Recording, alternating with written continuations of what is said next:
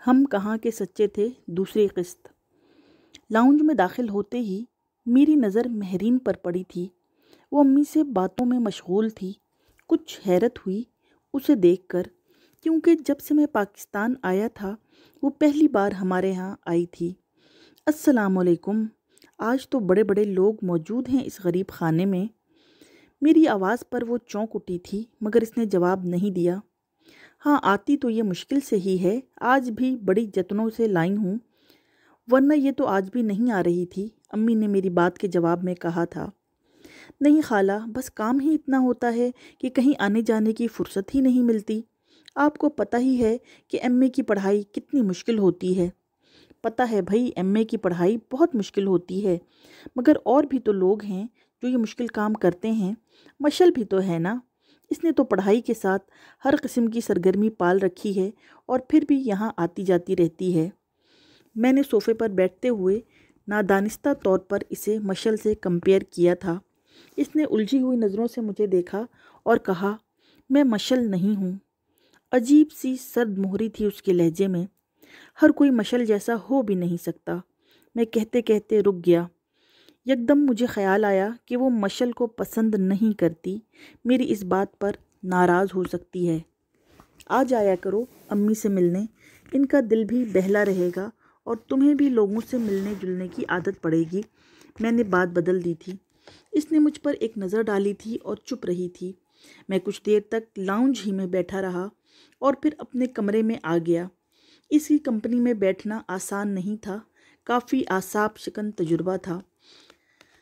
وہ میری ہر بات کے جواب میں خاموش رہی تھی، یا اگر کچھ کہا بھی تو بہت مختصر، اور وہ بھی جواب کافی حوصلہ شکن تھے۔ پتہ نہیں اب اسے کیا ہو گیا تھا، ورنہ پہلے تو وہ ایسی نہیں ہوتی تھی۔ مجھے یاد تھا کہ 2-3 سال پہلے تک میری اس سے کافی دوستی تھی۔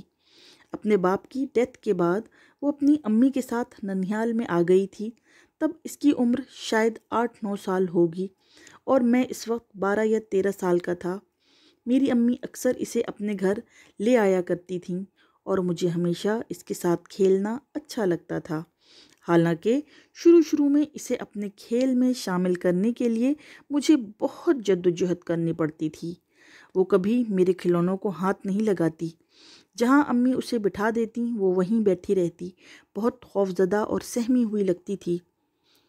ہمارے گھروں کی چیزوں کو وہ حیرانگی سے دیکھتی، مگر نارمل بچوں کی طرح کبھی بھی انہیں ہاتھ لگانے کی کوشش نہ کرتی۔ مگر آہستہ آہستہ امی اور میں نے اسے بہت حد تک نارمل کر دیا تھا۔ حبیبہ خالہ کی شادی کسی بہت امیر گھرانے میں نہیں ہوئی تھی۔ میری امی کے برعکس وہ ایک مڈل کلاس گھرانے میں بیاہی گئی تھیں۔ ان کے شوہر وابڈا میں سپرنٹنڈنٹ تھے۔ شروع کے 2-4 سال انہوں نے اچھے گزارے، مگر پتہ نہیں کیا ہوا کہ خالہ کے شوہر نے اچانک ہیروئن استعمال کرنا شروع کر دی۔ پہلے وہ چوری چھپے نشہ کرتے تھے، پھر خالہ کو پتہ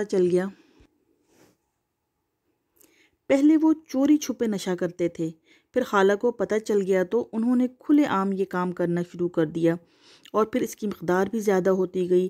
پھر ان کی نوکری بھی چھوٹ گئی، اور آہستہ آہستہ ہی صحیح مگر ان کے حالات بہت خراب ہوتے گئے۔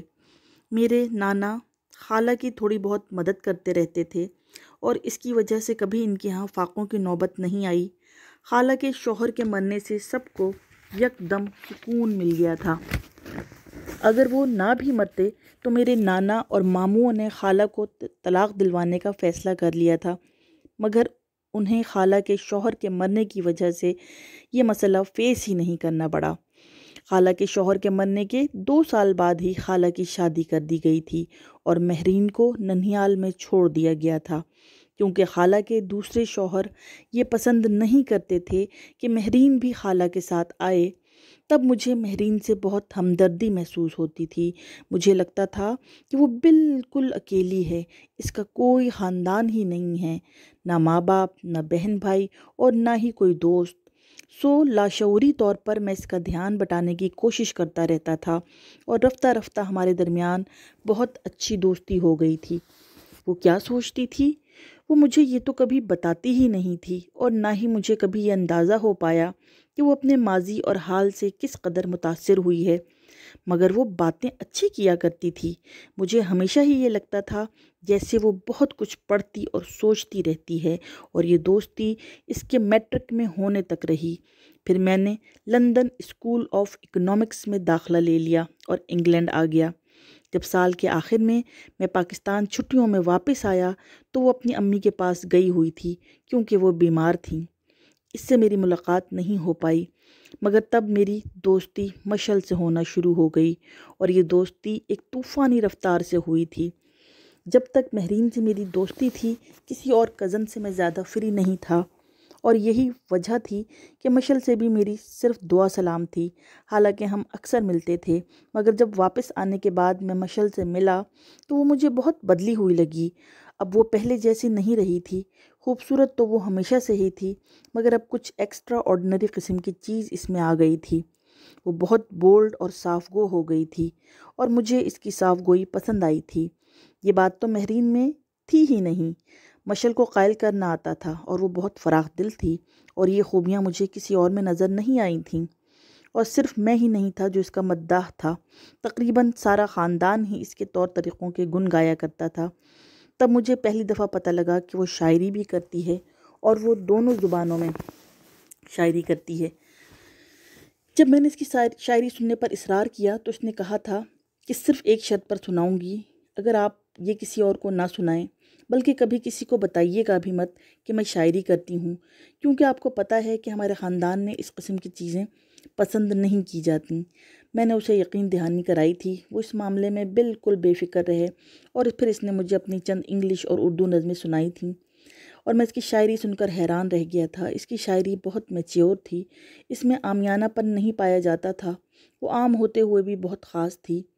تم اگر اس قسم کی شاعری لکھتی رہیں تو بہت آگے جاؤ گی، میں نے اسے کہا تھا، اور وہ مسکرا دی۔ آگے جانے کے لیے شاعری واحد ذریعہ نہیں ہے میرے پاس۔ میں نے اس کے جملے کو بہت سراہا تھا اور کچھ قائل ہو گیا تھا اس کی شخصیت کا۔ چھٹیاں گزارنے کے بعد میں واپس انگلینڈ آ گیا، مگر مشعل سے میرا رابطہ ٹوٹا نہیں تھا۔ ہم دونوں ایک دوسرے کو خط لکھا کرتے تھے، اور کبھی کبھار فون پر بھی بات کر لیتے تھے۔ مہرین تب بالکل بیک گراؤنڈ میں چلی گئی تھی، اس سے میرا رابطہ بالکل ختم ہو چکا تھا۔ نہ میں نے اس سے رابطہ استوار کرنے کی کوشش کی، نہ ہی اس کی طرف سے ایسی کوئی کوشش ہوئی۔ جوں جوں وقت گزرتا جا رہا تھا، میں مشعل کے سحر میں اور زیادہ گرفتار ہونے لگا تھا۔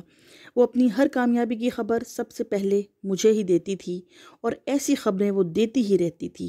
کبھی وہ ڈیبیٹ میں جیتی، کبھی کسی مشاعرے میں کارنامہ دکھاتی، کبھی کسی لٹریری سوسائٹی کی صدر چنی جاتی، کبھی کالج میگزین کی ایڈیٹر منتخب کی جاتی۔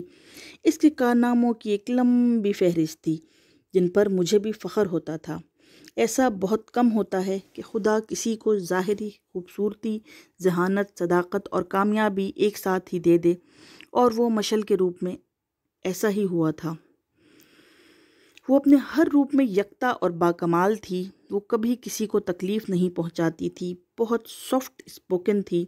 کم از کم میں نے اسے کبھی بھی کسی کے ساتھ ترشی سے یا اونچا بولتے نہیں سنا تھا۔ پھر جب اس سے اگلے سال میں پاکستان واپس آیا تو مجھ سے سامنا ہونے پر مہرین ایسے ملی تھی جیسے پہلی دفعہ مل رہی ہو۔